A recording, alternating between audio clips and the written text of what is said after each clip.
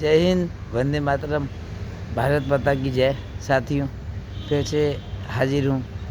आज मैं विशेष रूप से विकलांगों के लिए ये मेरा एपिसोड समर्पित है और हमारा जो समाज के प्रति दायित्व है उसके लिए। साथियों, अगर आपसे कहा जाए, मान लीजिए आप ट्रेन से जा रहे हों और अचानक हाथ छूट जाए, आप गिर पड़ें, रात भर आप जो है ट्रेन की पटरियों पर पड़े रहें, आउटर पर, कोई देखने वाला ना आ रहा हो और करीब 40-50 ट्रेनें दाएं बाएं गुजरती रहें रात भर अंधेरे बियाबान में, सुनसान इलाके में, और आपका एक पैर कट के पटरी की दूसरी तरफ पड़ा हो और ये भी देख रहे हो कि दूसरे पैर की हड्डियां भी टूटी हो, और साथ ही साथ आप देख रहे हो कि आपका जो पैर कटा हुआ है, चूहे उसको पैर को आपके कुतर रहे हैं। कैसा लगेगा? सुन के कांप उठेंगे शायद। खैर, मैं सुनाता हूँ कहानी, लेकिन इसके साथ ही आपसे एक प्रश्न पूछता हूँ।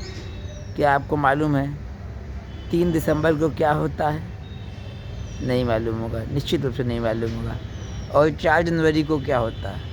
नहीं मालूम होगा, जाहिर सी बात है। मुझे भी नहीं मालूम था, पता किया तभी मालूम होगा, लेकिन इसका खुलासा करूँगा आखिरी में। साथियों, कहानी है एक लड़की की जो ट्रेन से जा रही थी। रास्ते में कुछ गुंडे आ गए और उसके गले में थी सोने की चेन। उसने चेन देने से इनकार कर दिया, तो उन्होंने उस चेन छीन ली और क्योंकि गुंडे 4-5 थे, कहाँ तक लड़ती, और उसको धक्का दे दिया तो नीचे आ गई ट्रेन से। और इसके पहले कि वो संभल पाती, जहाँ गिरी थी बगल से एक ट्रेन निकली और उसका पैर पर चढ़ गई। सोचिए क्या दशा होगी एक लड़की जिसके पैर पर ट्रेन चढ़ गई हो और अंधेरे में पड़ी है, जंगल में, पैर चूहे कुतर रहे हैं, बगल में लोगों की टॉयलेट की बदबू आ रही है, सब कुछ हो रहा है। साथियों, आसान नहीं कल्पना करना। खैर, सुबह हुई, कुछ गांव वालों ने उसको उठाया और पास के अस्पताल ले गए। छोटा सा अस्पताल था, गांव देहात में जो अस्पताल होते हैं उनमें शहर के अस्पतालों की तरह, मेडिकल कॉलेजों की तरह व्यवस्था नहीं होती है। तुरंत पैर काटना था, क्योंकि हम सब ये आप जानते हैं कि कोई ऑपरेशन करना होता है तो डॉक्टर पहले बेहोश करते हैं। डॉक्टर के पास बेहोश की दवा नहीं थी करने की। जब इस लड़की ने देखा कि बेहोश करने की दवा नहीं है, तो इसने डॉक्टर से खुद ही रिक्वेस्ट किया कि डॉक्टर साहब, आप जो है मेरा पैर काटिए, जितना भी दर्द होगा मैं सह लूँगी, आप चिंता ना कीजिए।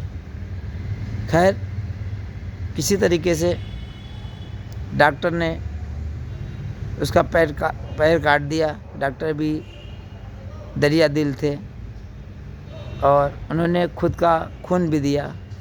उसके बाद इस लड़की को लखनऊ मेडिकल कॉलेज लाया गया, फिर दिल्ली में एम्स भेजा गया। 4 महीने एडमिट रही। इसकी मम्मी अलग परेशान थी कि क्या करेगी, लड़की है, कैसे शादी होगी, क्या भीख मांगेगी। लेकिन यहीं से इसकी ज़िंदगी की असली कहानी शुरू होती है। मेरी कहानी का नाम है हादसे में अवसर। इतना बड़ा हादसा है, काफ़ी लोग तो ऐसे हालात में आत्महत्या का रास्ता भी चुन लेते हैं, लेकिन नहीं चुना। लेकिन कुछ ऐसा करके दिखाऊंगी कि संसार मेरा नाम ले। वो आज़ाद भारत में, विश्व के इतिहास में ये पहली एक घटना है। खैर, इसने देखिए क्या उसने डिसाइड किया कि अगर हम विकलांग की हालत में अगर एवरेस्ट फतह कर लें। अब सोचिए कि एक पैर कट चुका है, बायां पैर, और पीछे जो रीढ़ की हड्डी है उसमें सर्जरी है, सब कुछ है। अस्पताल से ये सीधे घर नहीं गई। सभी जानते हैं विश्व की पहली महिला एवरेस्ट फतह करने वाली पर्वतारोही है बछेंद्री पाल। दिल्ली एम्स से निकली सीधे बछेंद्री पाल के पास। बछेंद्री पाल ने इनको देखा तो सदमे में आ गई। कह लगे तुम कैसे यहाँ पर? कहने लगी मेरा ये सपना है। बछेंद्री पाल को तो काटो तो खून नहीं। कहेंगे अरे यार, खैर क्योंकि उसने पहचान लिया कि अगर ये लड़की यहाँ तक आई है तो कुछ ना कुछ करेगी। गई, खैर बछेंद्री पाल थी, उसने समझा, इनको ले गई, ट्रेनिंग चालू की। एक एक कदम नहीं चल पाती थी, लेकिन मन में तो पागलपन और जुनून था। पैरों से खून आने लगता था। एवरेस्ट जहाँ लोग भाग जाते थे, लोग इनको डिस्करेज करते थे कि अरे छोड़ो यार, बेवकूफ़ी की बात करती हो। और पैसा भी नहीं था। और तो खैर बछेंद्री पाल ने मदद की, किसी संस्था वगैरह से कहा, पैसा दिलाया। एक बार, दो बार, तीन बार, लेकिन लगी रही कि मैं करके मानूंगी चाहे कुछ हो जाए। और वो दिन आ गया जब एवरेस्ट फतह करने के लिए जो है इनको जाना था। जाना शुरू किया, चलना शुरू किया। वहाँ तो बर्फीली हवाएं चलती हैं। जिनके दोनों पैर होते हैं वो तो सैकड़ों में 2 ही 4 पहुँच पाते हैं, बाकी सबकी मौत हो जाती है रास्ते में ही।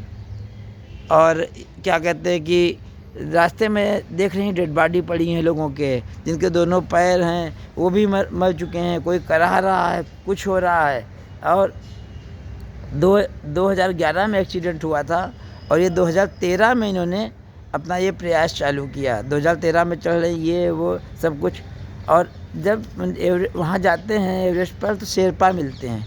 इन्होंने क्या किया था कि लाशों पे डर भी लग रहा है। इनका जो साथ में शेरपा जो था वो कह रहा है वापस चलो, ज़िंदा रहेंगे तो फिर चले आएंगे, नहीं मर जाएंगे। लेकिन उन्होंने कहा चाहे मैं मर के जाऊँ या जैसे जाऊँ, मैं ऐसे नहीं जाऊँगी। जब वहाँ ऊपर पहुँची तो शेरपा से कहने लगी फ़ोटो खींच लो। शेरपा गुस्सा नहीं लगा, लगा तुम्हें मरो, मैं जा रहा हूँ। खैर फ़ोटो ले ली उसने किसी तरह। वो भी समझ गया कि लड़की पागल ही है। खैर इसके बाद उन्होंने कहा वीडियो बना लो। कह लगा अब मैं बिल्कुल जा रहा हूँ, लेकिन समझ गया। खैर उसने वीडियो भी बनाई। तो साथियों, क्या आप इस लड़की का नाम जानना चाहेंगे? मैं बात कर रहा हूँ अरुणिमा सिन्हा की, जिसका 2011 में एक्सीडेंट हुआ था। उसने डिसाइड किया था कि हम 2 साल के अंदर एवरेस्ट फतह कर लेंगे। तो उसने 2013 में फतह कर लिया। अरुणिमा सिन्हा का कहना है कि आदमी शरीर से नहीं, मन से विकलांग होता है। उनका कहना है मान लिया तो हार है, ठान लिया तो जीत है। दोस्तों, मैं बात कर रहा था 3 दिसंबर और 4 जनवरी। अरुणिमा सिन्हा आज भी सक्रिय हैं। 3 दिसंबर को होता है विश्व विकलांग दिवस और 4 जनवरी को होता है जो ब्लाइंड लोग होते हैं उनकी याद में लुई ब्रेल दिवस। तो साथियों, मेरा अनुरोध है कि इन 2 तिथियों में स्कूलों में, कॉलेजों में ऐसे विकलांग लोगों के पास आप लोग ज़रूर जाएं और आर्थिक, सामाजिक, मानसिक जिस रूप में किसी की मदद करते रहें। यही सच्ची पूजा है। रास्ते में किसी विकलांग को देखें, उसको कुछ खिला दें, पिला दें, प्यारी बातें कर लें। साथियों, तो फिर जय हिंद, वंदे मातरम, भारत माता की जय। फिर मिलता हूँ कोई नई स्टोरी लेकर।